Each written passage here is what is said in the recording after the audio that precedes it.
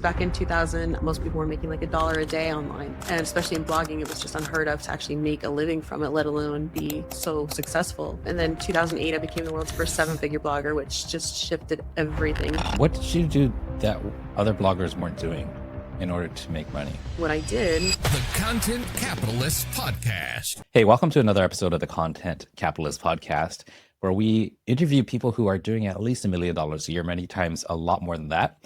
And we talk to them about what's working, what's not working, and most importantly, what can you learn and put into your business today? So my guest today is somebody who goes way back. I think we met back in 2010 or 11. Maybe it was 12.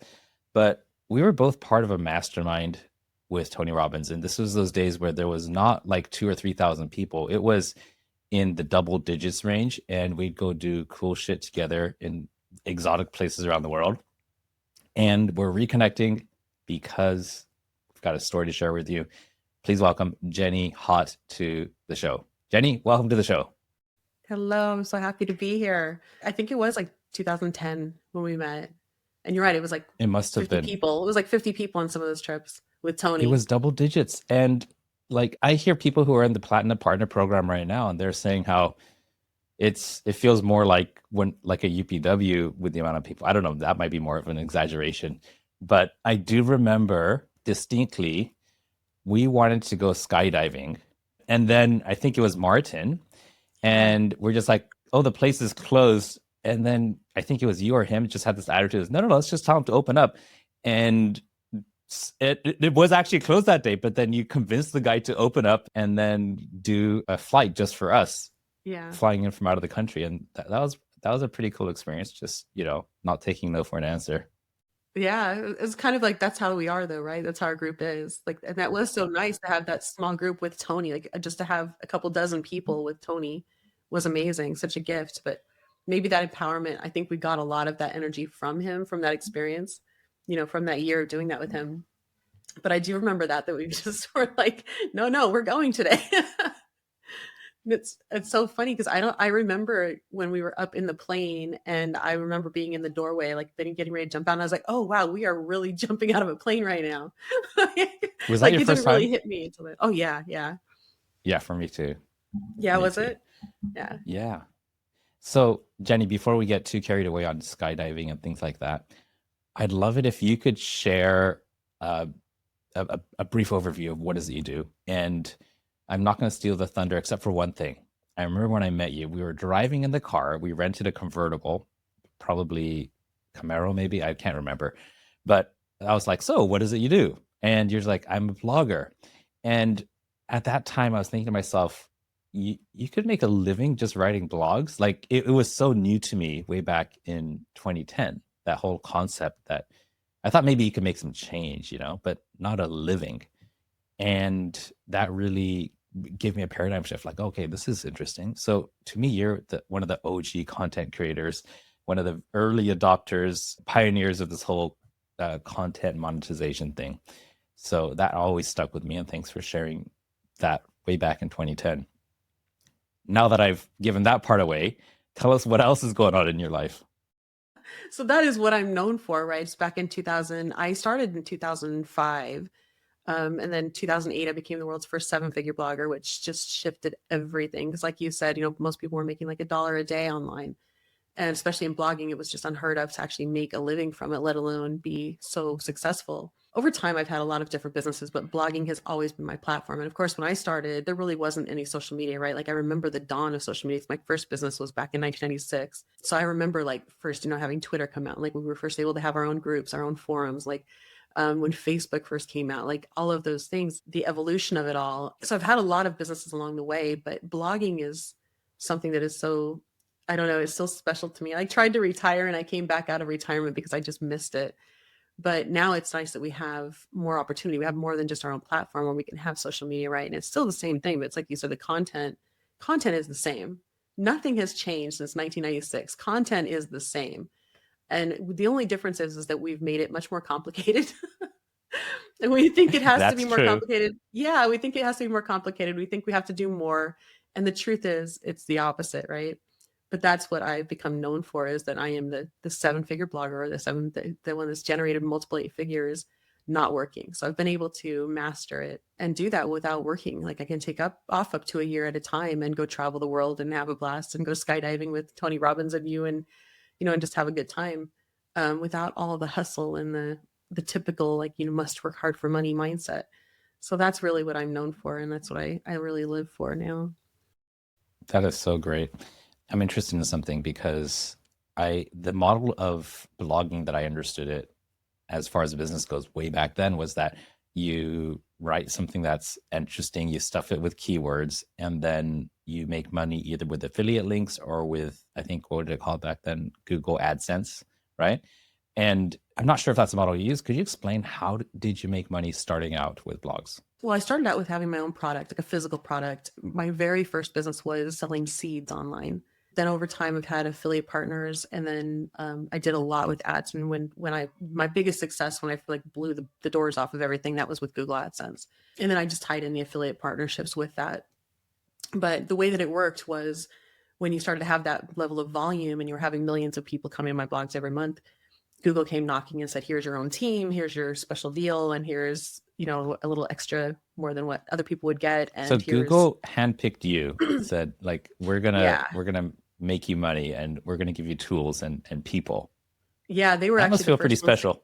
It was. They were the first ones to come and tell me, like, there's no such thing as a 7-figure blogger, and I was making them multiple 8 figures, but they were the first ones to actually come knocking and tell me the magnitude of what I had done, and I didn't realize it.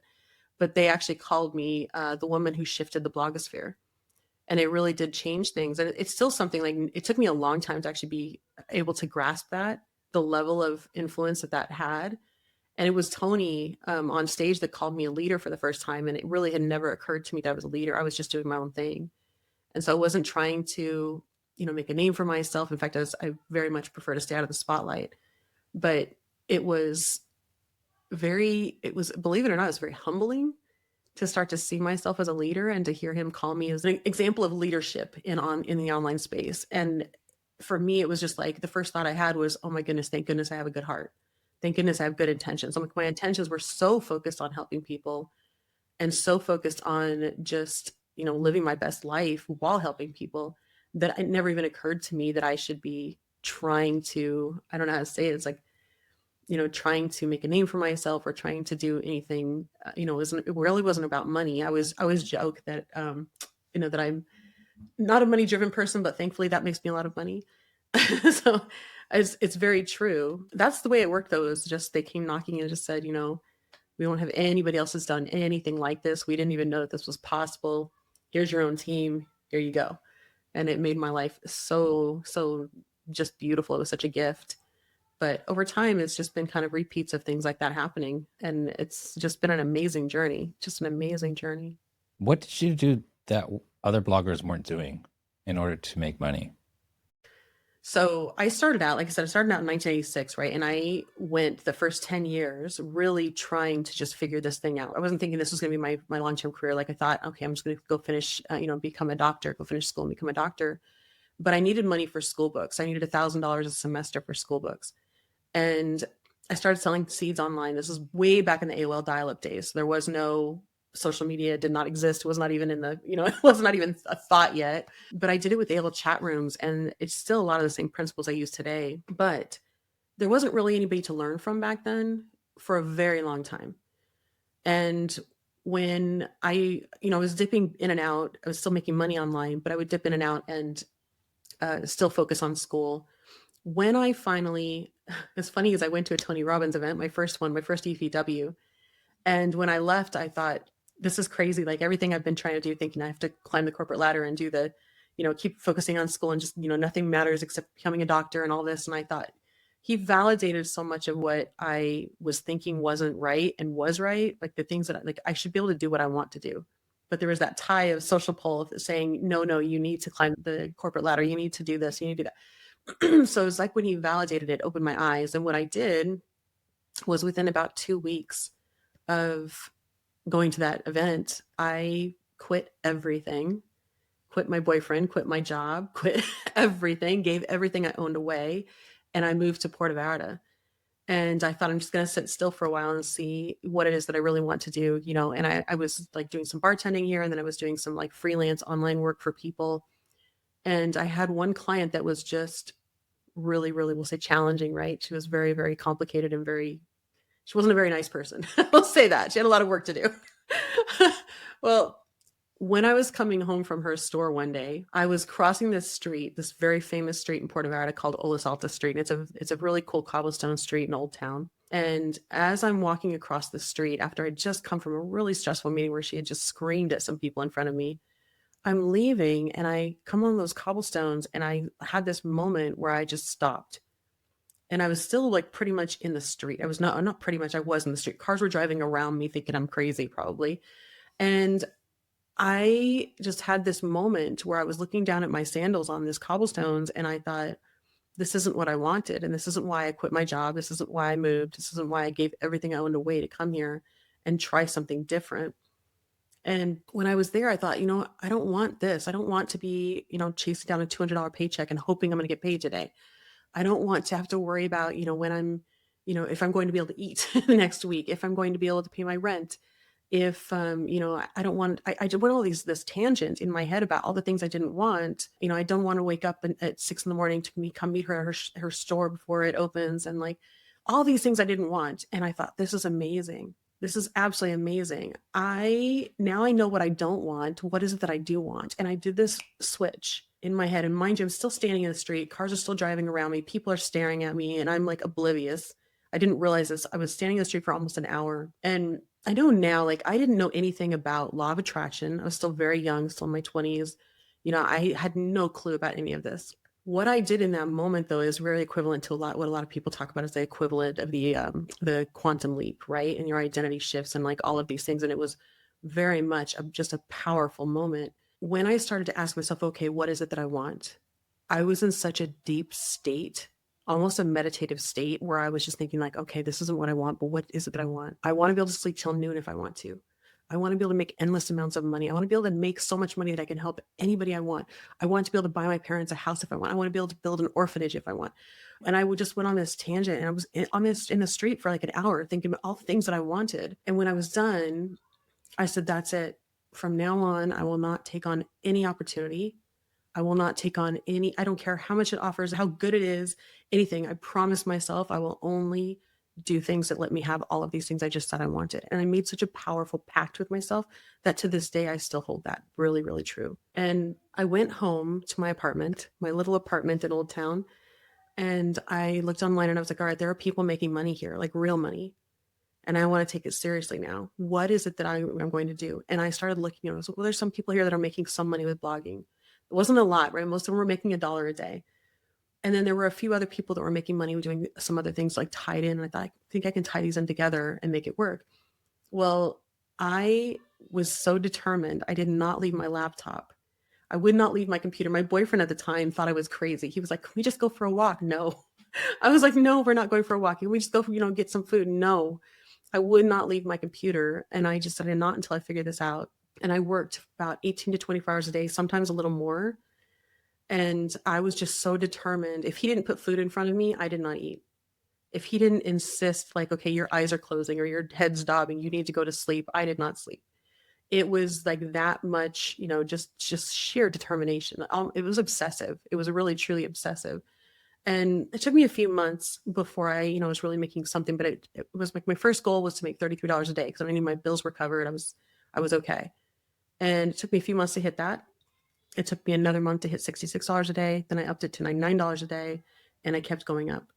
But because I was working so hard, I injured my hands and I created nerve damage and what's called tendinopathy.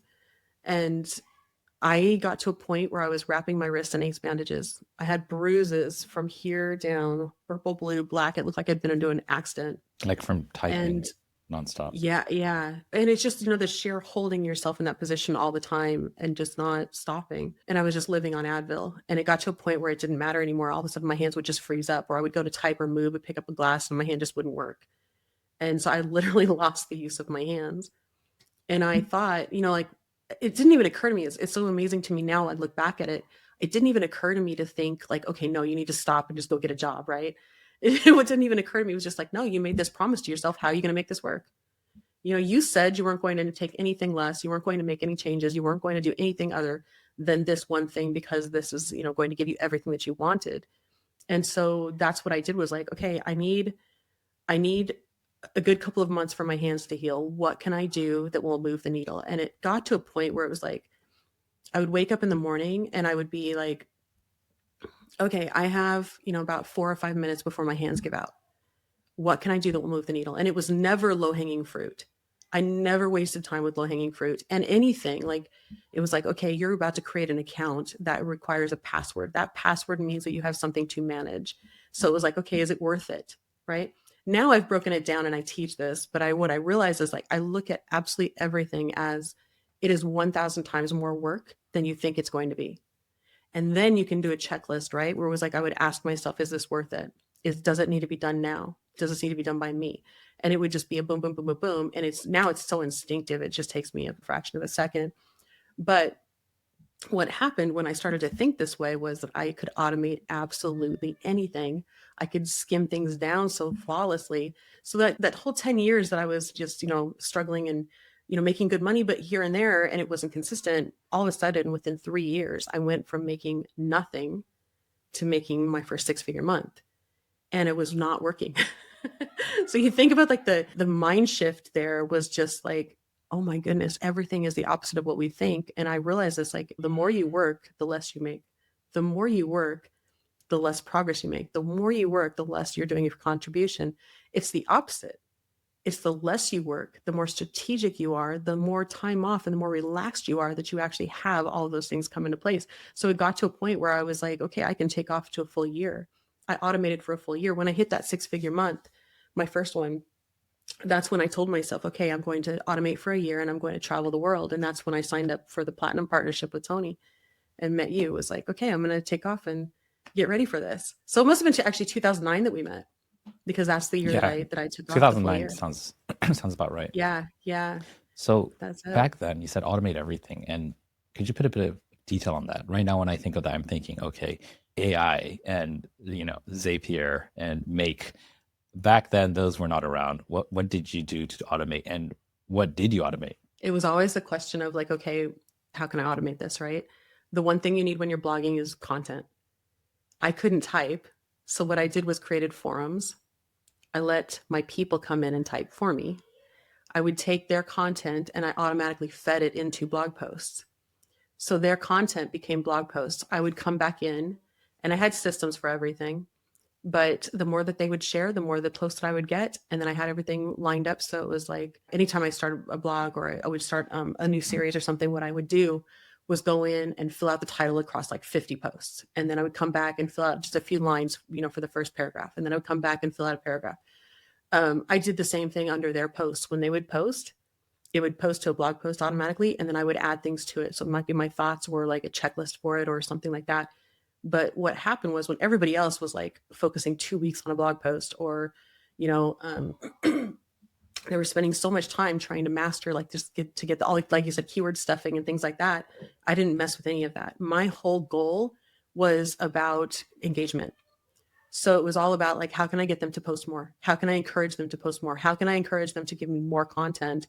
And then how can I, in return, how can I provide them with answers to what they were posting, thoughts on what they were posting? And it became this like, it's basically just constantly answering FAQ, right? It's like frequently asked questions nonstop.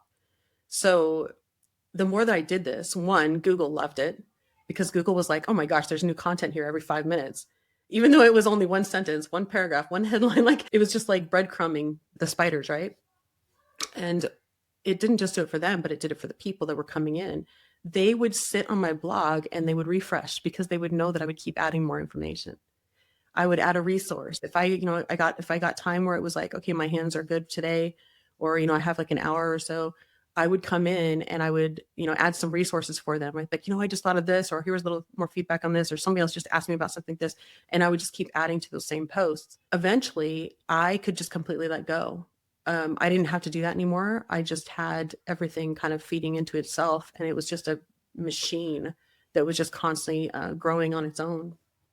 And then I had like I created a system where we had these pillar posts, and those are the only ones I would actually update, and I would update them annually. And those are the ones that I would focus on driving the traffic to. And then when it came to like my actual blogs, and this is all the same thing that I do today. This is all the same approach that I do today. It's always the same things. With the blogs themselves, like I didn't ever advertise or put ads on those because my job, and I still do this today, is always capture, engage, convert. Always. So my job was to capture them and put them into the forums. Capture, put them into the forums. Capture and put them into the forums. I didn't really bother with an email list too much because I just knew they were going to be happier in the forums. That's my only goal. I don't want to give them too many things, too many options. So once they were in the forums, I had them there for years to market. So that's where I had the ads. That's where I had my own ads, my own links, my affiliate links, and then eventually my own products. But it became just a smart way to do it versus people just coming to the website, maybe liking it, maybe checking out what you have to buy, maybe buying. It wasn't that way. It was they'd come in, they'd love the content, they'd join the forums. It was constant, just join the forums. And it just worked. Like I said, the more people that I would push into the forums, the more they would post, the more I would create another post for more content for me. And it just kept this huge cycling machine going. That is so cool. And thinking about that happening way back then is even more amazing because it sounds like you've kind of crowdsourced the content in a way.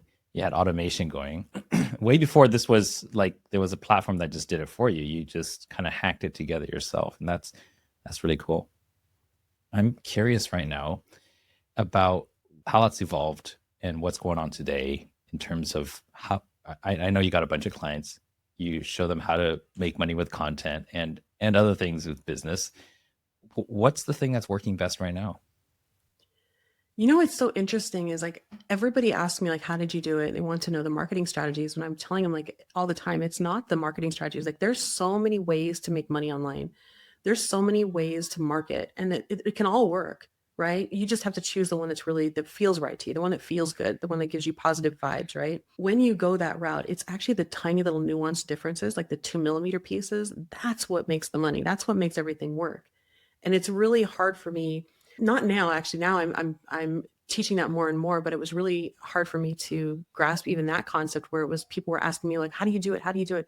And I said, well, it was really mindset. It's really mindset. It's like they understand like that things are 1,000 times more effort than you think it is, that this is going to take more effort. I had a client come to me the other day that told me that they give a 10% referral across the board to all of their, for any referrals that come in. And they have multiple offers. Well, to me, I was like, no, you need to have a flat fee. And she didn't really understand why. And I was trying to explain to her, well, the amount of work it is for you just to navigate, having to track and having to make sure that, everybody's getting their 10% of whichever offer they have, like that amount of work.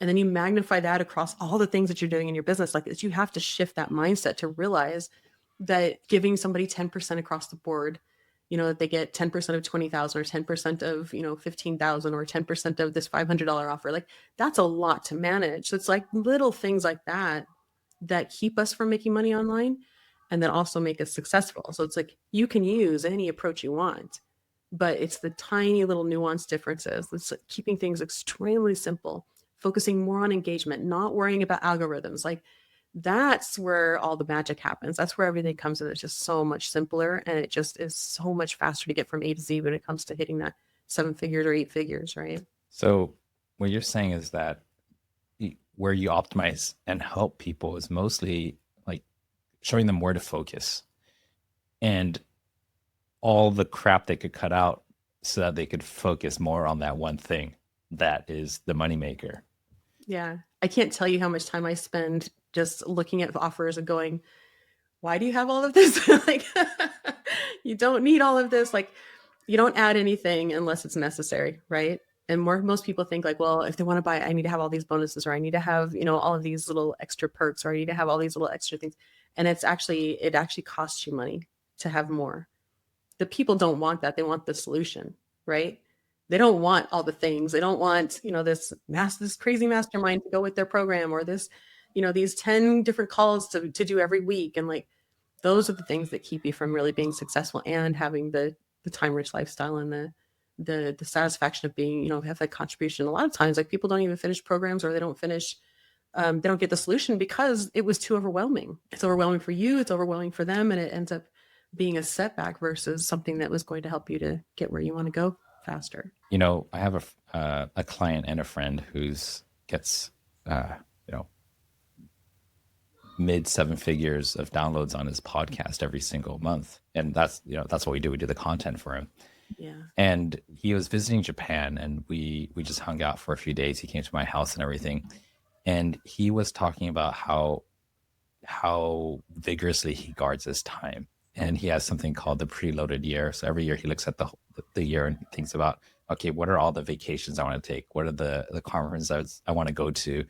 And he puts down all the things he wants to do first, and then figures out how to put his work in between. And when I looked at that, I was like, wow, I know that he's earning a lot of money, like a lot, from the sponsors of the podcast that we produce for him. But the fact that he really prioritizes all the things he wants to do, so that when he does get in front of his audience on a podcast, he's got all the emotional and mental space to just deliver as if it's fun and effortless, because that's what he actually wants to do, because he fills up on so many other things. And I think that it kind of ties back to what you're saying there. Like he had to he had to optimize the podcast production so tightly, which is, I guess, one of the reasons he hired an external team to take care of all the technical stuff. And I see such a reflection and a parallel from what you're saying there to what I experience with my own clients. And sometimes I think to myself, I should be doing what my clients are doing, and not just what I'm doing. Like I learned so much from my clients from those kind of experiences, but you just reinforce that, and I appreciate that so much. It is amazing. I tell my clients all the time, you've got to be so guarded with your time. And it comes down to such simple things too. It's like making a call, like scheduling calls that are 1 hour versus scheduling it for 15 minutes, and you get the same amount of work done, right? But it is the same thing. It's like your life should be designed first, and then you fit the work in where you've got the time for it. What I do is I budget my time for, like, let's say I'm in a system where I only want to work 6 hours a month. I make everything fit into that 6 hours a month. And that includes like my coaching calls, like with my client, my students. If it doesn't fit into that, I find a way for it to fit, or I nix it. That's just it. There's no anything around that. And most of the time too, for me, it comes down to like looking at anything I implement, any strategy I implement, and it's got to be something I don't have to repeat more than once every 3 or 4 months. And that's a promise I made to myself for my wrist, just to make it easy for me. But that's a game changer in itself, right? If you look at it and go like, okay, I'm about to implement this system, or I'm about to hire this team, this agency to do something for me, whatever it is. And if you look at it and you go like, is this going to be something I have to repeat within every XYZ time period? And then you can decide, if it's going to fit or not. And it changes things, because then you start to look at things differently and think, okay, well, what will work in this space? And then before you know it, you've got passive income. You're not having to be at your computer all the time, or having to be, on calls and everything all the time. It just makes life so much easier, and business so much easier. Do you think that if you didn't injure yourself, you would have had this breakthrough? I will be honest with you. I have always been a bit of a rebel when it comes to things like this. Like even in high school, if there was work that needed to be done and it wasn't the kind of stuff that I wanted to do, I just didn't do it. I was one of those kids that chose to go to the lake instead of history class. I didn't know that I was smart until I went to college, when I realized there. But I have always found ways to make things work within like the easiest amount of time, the easiest amount of effort, and the least amount of time. So I don't know that it would have been to the extent that I have, where it's, almost to a compulsive way. But yeah, I definitely did. This is already my nature. So I think that's why I adapted to it. So many people would have just said, no, I'm going to go get another job, or I'll just, hire it out. A lot of people will say like, no, I just hire more people. And to me, even that was like, well, you have people to manage. That's still more efforts, more energy. So yes, to a sense, yes, to a large level, yes. But it definitely amped things up. Maybe it would have taken just a bit longer, huh? For you to maybe. Well, and you know what? I had made that promise to myself too, that I wanted that life that I wanted. I wanted to travel the world, right? And when I travel, I like to travel for months at a time, or if not a year, go stay and live somewhere for a year or so. So I would have found, I was finding ways to make that work anyway. I look at this as more of a gift of what I can do to help other people instead. So, and what's interesting is I have people come to me all the time with solutions for my wrists. Like, here's something that worked for me. Here's something that, that you should give a try. And I've tried so many different things. And really what it came down to is I realized I don't want to change them. Like I don't have a problem with them as long as I don't push myself, you know? And to me, it's kind of like, it's really interesting. And it was kind of hard for me to admit that and to really admit it to myself is that I really don't want to heal them. Like my wrists are good. I have a normal life as long as I don't work 18 to 24-hour days anymore. If I push myself, then yes, then I'm set back a few months. But it is like, it's part of like what just kind of keeps me in line. So I think like subconsciously, even it's like something that has become a part of my lifestyle, right? Yeah. It keeps me from working too much. Yeah. I've heard a few entrepreneurs lately who have their own platforms talk about this concept of, once you win the game, then go play it again, but with more restrictions in place and see if he could do that same thing. Like for example, a ping pong champion is going to try with his left hand, right?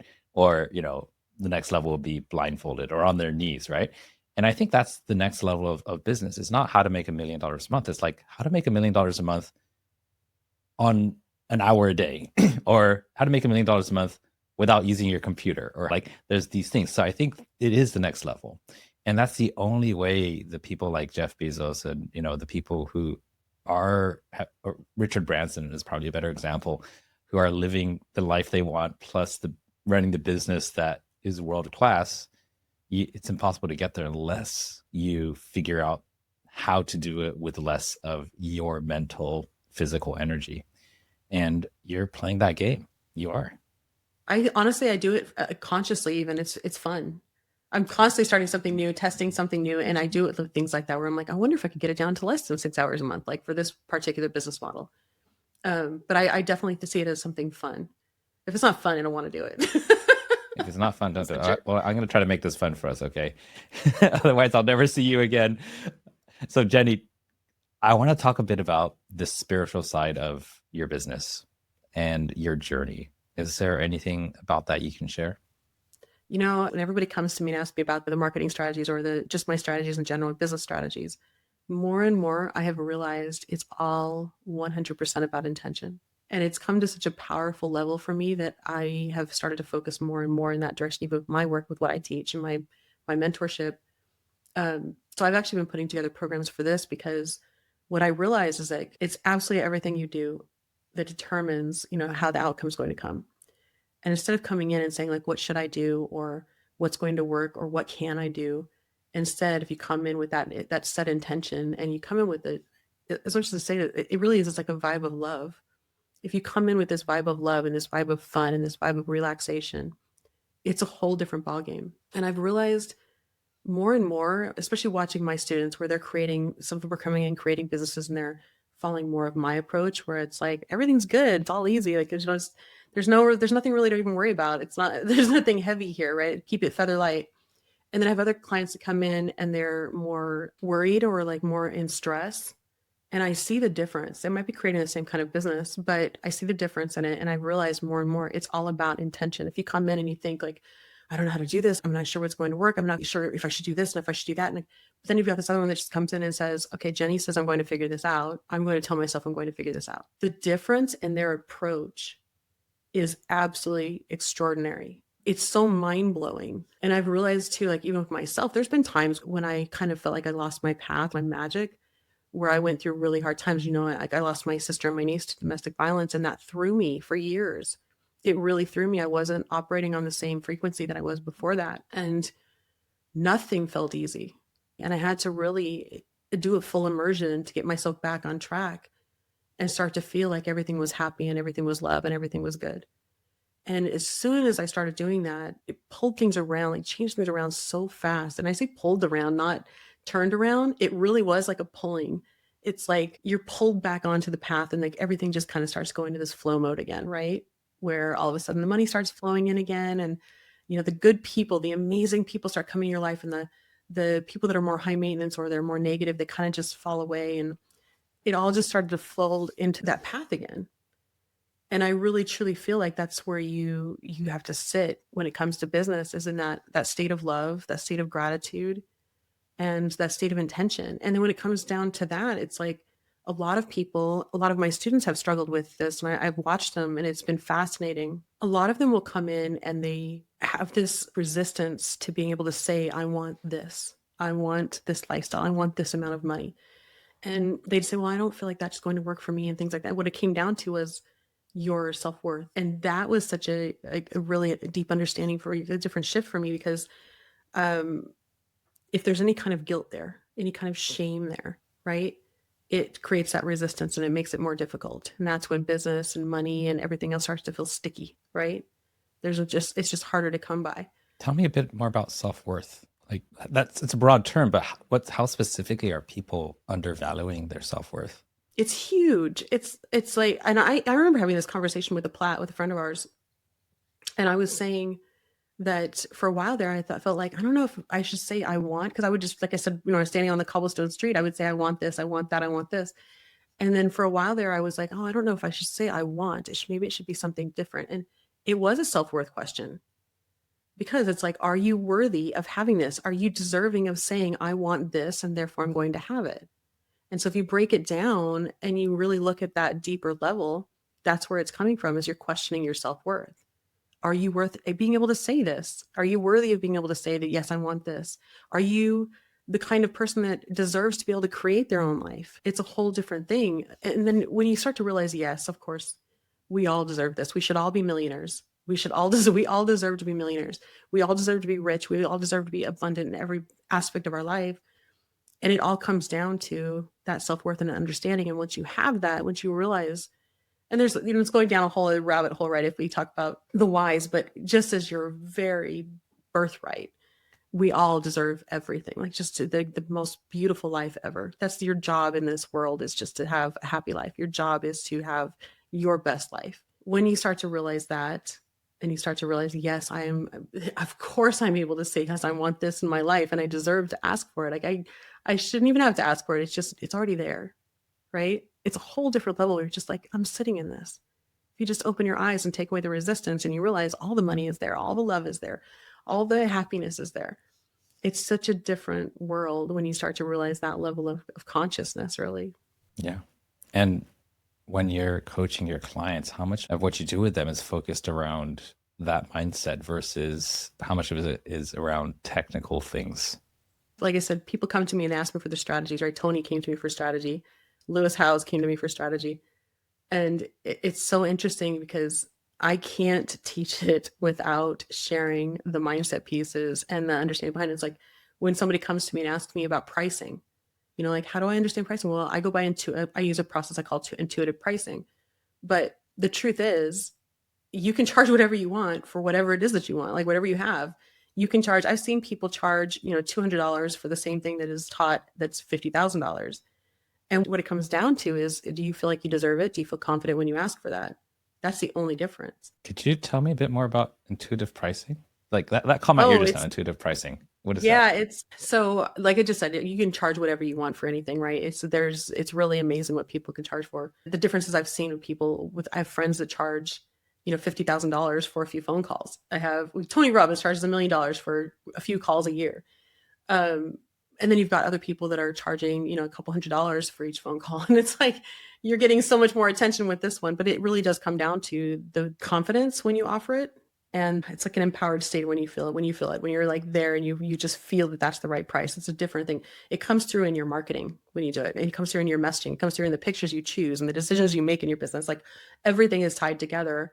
And it really comes down to that self-empowerment and oh, what's the word I'm looking for here? It's like, I'm getting over COVID here. It's like the ownership of it, or that is like it. That is it. Yeah. So the way I describe it for my students is, if you have an offer, let's say you have a course and you're not sure how much to charge for it. Well, if you were to say it's $10, that feels really light, right? It's super easy. You're just like, it's $10. Here's your course. Go and get your solution, and it's amazing. It's going to change your life. Now, if you were to say, okay, it's $100,000, you immediately feel that resistance of, I'm really going to tell somebody it's $100,000, right? You see the difference there. So the idea is, when it comes to intuitive pricing, is you start to narrow it down and feel like which one pulls a little bit more towards that feather light state. And then I say up it just a little bit. So you stretch yourself just a little bit so that you're out of your comfort zone. and you can continue to raise it. Then when it comes down to that, if the easier it starts to become, to sell it at that price point, then the more that you can raise it a little bit if you want to, if you choose to. But honestly, I think the pricing is such a personal thing. I don't think it ever is like, I cringe when I hear people say like, no, you have to charge this or you have to charge that. You can never lower your prices. Well, you can do whatever you want. That's the truth. You can do whatever you want. It's your party. When it comes down to it, though, is just what do you feel good about? And then stretch yourself just a little bit more in the different, in that other direction, so that you're feeling, it's not your brain keeping you in your comfort zone, right? Which is what our brains do. They're designed for survival, right? They're designed to keep you in that comfort zone and keep you feeling safe. And so a lot of times that's where it comes down to pricing. Well, when you have that price point, like I said before, when you have that price point that feels really good, that you have no problem saying that this is how much it is, then it becomes so easy. And the choices that you make in your business when it comes to putting that in, it's really amazing. You'll see the difference in a sales page from somebody that writes it and feels confident in that pricing. Conviction, that's the word I was looking for. So the conviction will come through in the messaging. It will come through in the wording. It will come through in the positioning. It will come through in the emojis that you choose for a post. It will come through in absolutely everything. And when you have conviction, that's when you've got people that become followers, like genuine followers. And that's because you're putting yourself into that leadership role, right?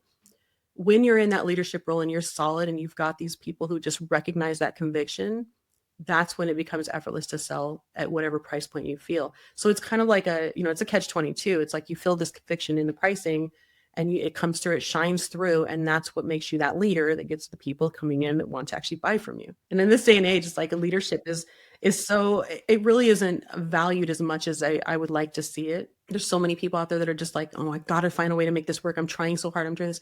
Well, that's not really leadership, right? Leadership is showing up with that conviction and saying like, you need the solution. I know that you need the solution.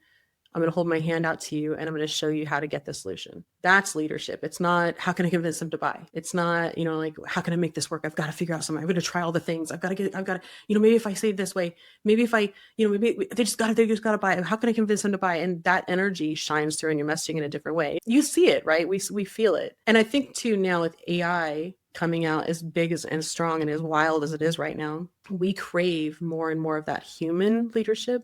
We crave more of that human connection. And that's what we really want to focus on, creating that conviction ourselves. And it's not just in our pricing, it's in everything. It's in the solution that we're providing. It's in the people that we choose to serve. If you're choosing to serve people that you're selling because you think that they'll buy easier, or you think that that's going to be the way that you should do, because that is going to be the better fit, instead of this is what I want to do, these are the people that I want to serve. There's a difference in what's going to show up in your conviction. There's a difference in what's going to show up in your authority. There's a difference in what's going to show up in your leadership. And when you start to align it and you start to only focus on what do I want to do? And then you've got to have that internal, the self-esteem and the confidence and everything else with it.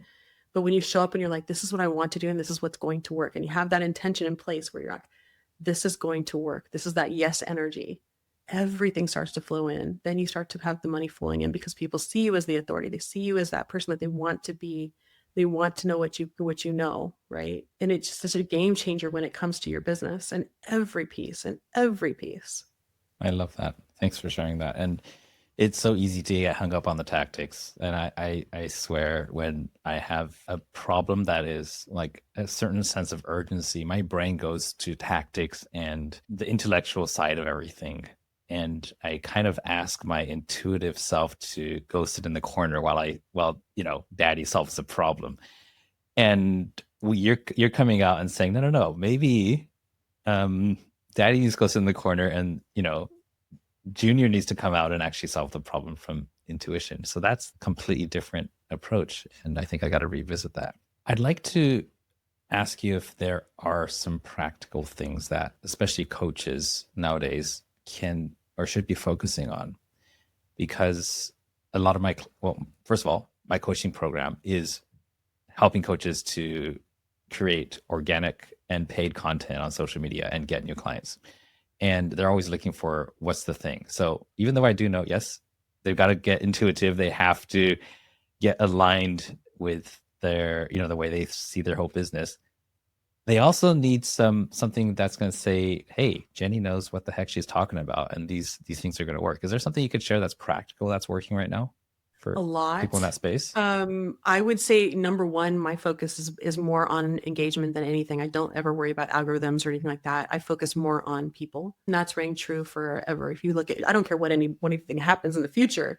If you nail down the fact that you're always focused on engagement, you're always focused on getting more saves, more shares, because that connects with them, right? It's not just about the numbers, but when you start to think about that and you start doubling down just on that, you become bulletproof when it comes to algorithms. That's a big piece for me. I got this post up here that you put up a little while ago that Oh yeah. kind of related to that. Yeah, you got a stern face here, and it says, "This is my face when someone tells me they can't get clients, and I go to their profile and see pictures of puppies and Ricky Booby memes." Rule number one for getting clients: tell people what you do. If they don't know what you do and you're offering a solution, they're never going to hire you. So, how does that tie into this? I mean, kittens and puppies get engagement, but A they're not going lot to of sell a lot of a people dang don't thing, are actually they? say what they do. You know this. I know you see this. We have to see this, right?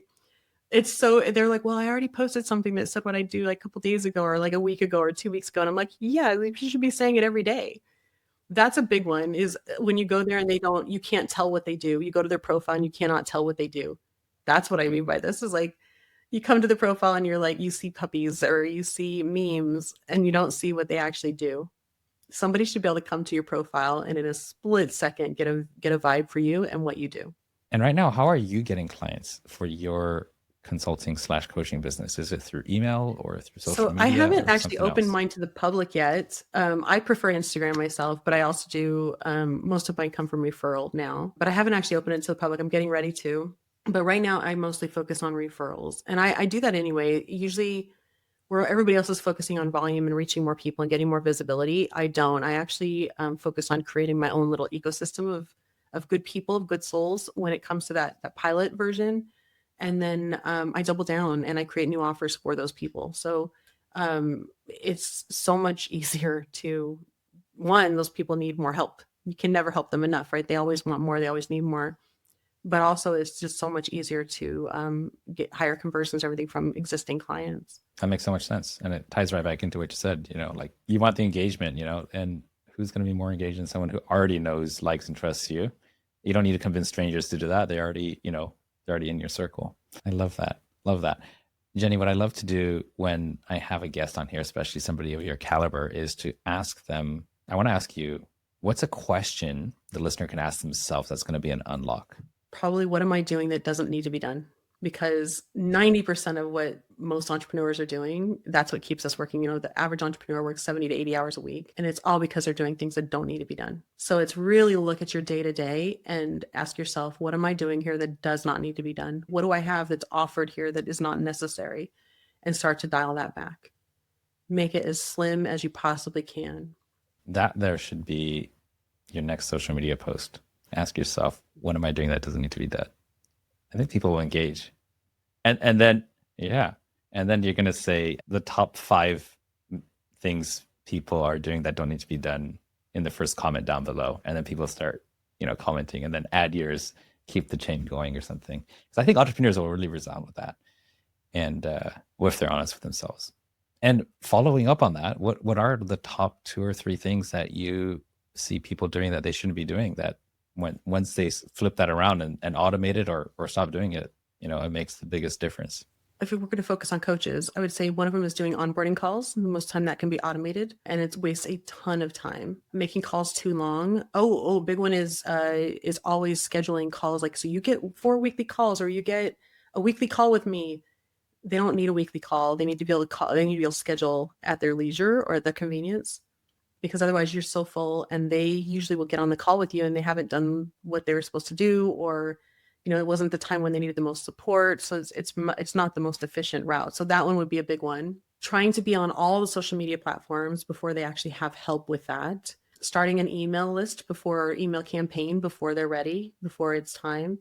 I don't start those until I actually have consistent sales in a specific product before I don't waste time. Most people don't realize how much work an email campaign is.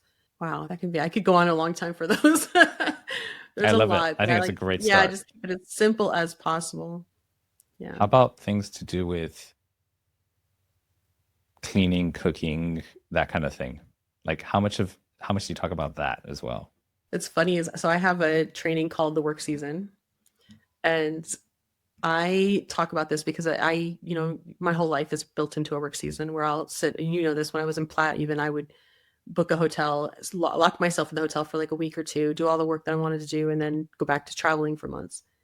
Well, um, cooking and cleaning and all of that is included in there. Like when I teach this, because I always say, like, if you're not hiring that out, if you're it doesn't take that much these days, right? You can hire out the meal services or the stuff that arrives in your house, and it's not very expensive to have somebody come and help clean your home. You can usually afford that way before you realize you can. Things like that are such a time freeing thing. And it's not just about saving time for your business, but for your life. Like, we only have a certain amount of time on this planet, right? So I don't know. I don't believe in wasting time doing things like that, unless it's something we really enjoy too, which I am a person that enjoys cleaning. But yeah, I believe in getting as much support as you possibly can and freeing up that time. Wonderful. Thank you so much for that. Jeni, we've got to wrap this up. I enjoyed this so much, and I especially love the pace we went with this conversation. It felt a lot like how I imagine your life is lived, where it's relaxed. We're not necessarily going so much into technical details. We're more like getting back in touch with what is it we really want, and how can we align our conversations, our focus on that, and gradually bring that closer to reality. So that's what I felt through this, and you probably hear that a lot, and I appreciate it. So, and everybody who's listening, I'd encourage you to go check out the links below where you can find Jeni on social media. There might be something in there that she added as a gift. I'm not sure what that's going to be, but check out the comments in the show notes, or if you're on YouTube, yeah, we'll come up with something. Or if you're on YouTube, then look at the description. And for everyone else, I'll see you next week. Thank you. No hustle, worship here, we're a different breed. Action is what we got if action is what you need. Content capitalists, we're breaking the mold. Cause the old ways fading, new stories to be told. So content capitalists, get to the prize.